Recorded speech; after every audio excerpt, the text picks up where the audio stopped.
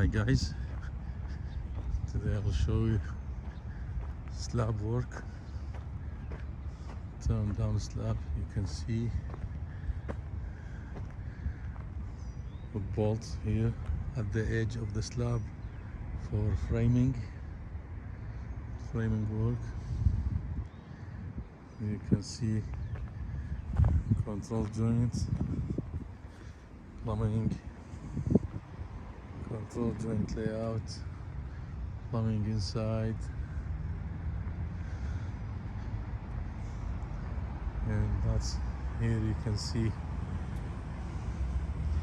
that's the bolts for framing all the way around the building, each 4 foot, and control joints.